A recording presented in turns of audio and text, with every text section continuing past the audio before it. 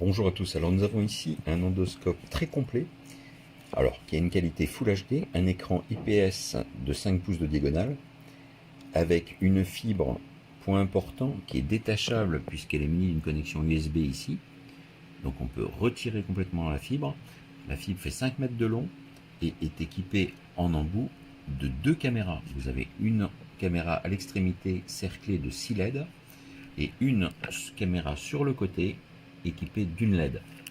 Alors, je vais vous montrer un peu le fonctionnement. Vous avez en sus un câble USB type C pour son rechargement à partir de n'importe quel chargeur de smartphone ou de tablette en 5 volts 2 ampères. Donc, le câble de chargement est livré, pas le bloc d'alimentation. Vous pouvez utiliser encore une fois n'importe quel chargeur USB. Vous avez ici à l'intérieur une carte SD, micro SD pardon, de 32 gigaoctets qui est livrée avec l'appareil, qui est préinstallé. Et vous avez le port de chargement en USB-C. Et à côté ici, le petit trou, c'est le bouton Reset en cas de blocage de l'appareil. Ou si vous voulez revenir à des paramètres d'origine, d'usine. Vous avez de livrer une sacoche de rangement qui vous permet de mettre le tout. Vous avez donc la petite notice ici qui est multilingue. Hein. Vous avez la sacoche qui vous permet de mettre l'endoscope ici.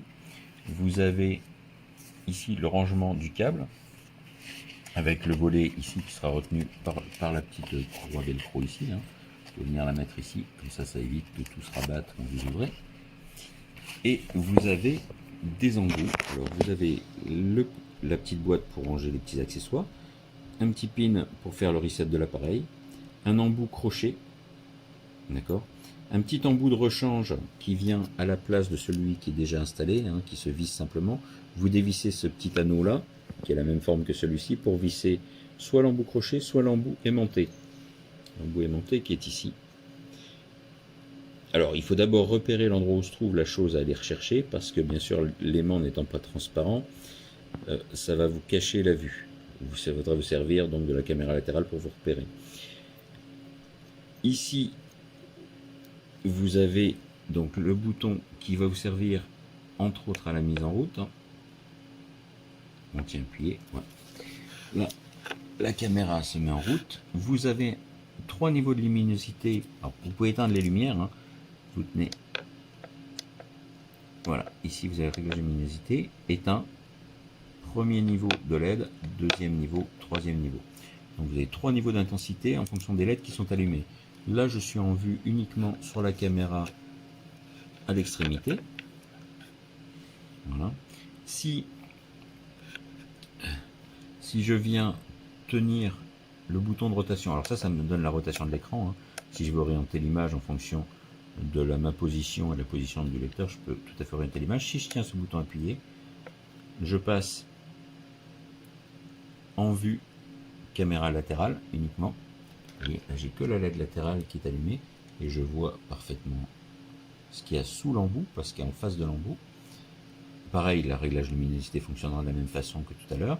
Si je retiens appuyé, je passe en vue double caméra avec un écran splitté qui me montre ce qu'il y a en face, voilà, le câble là-bas, et ce qu'il y a sur le côté. Vous voyez, l'image est vraiment très nette, c'est vraiment top. On a un champ de vision de 2 à 10 cm en façade et un peu moins sur la caméra latérale. Donc quand vous passez dans un tube, dans un conduit, c'est très bien parce que ça vous permet de voir l'état du conduit, s'il y a de la corrosion, une perforation. Et avec la caméra avant, vous voyez l'avancement et si vous bloquez sur quelque chose ou l'état des coudes. Voilà, c'est vraiment un très bon endoscope. Moi, j'en suis très satisfait.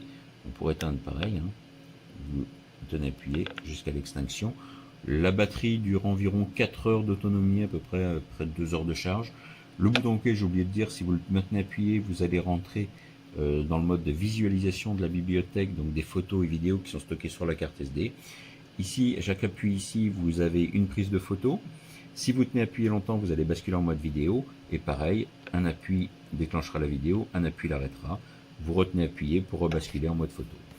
Voilà, très bon appareil. Bien sûr, le tube est étanche, hein, IP67, donc, enfin la fibre, pardon. Donc vous pouvez l'introduire bien sûr dans les conduits humides.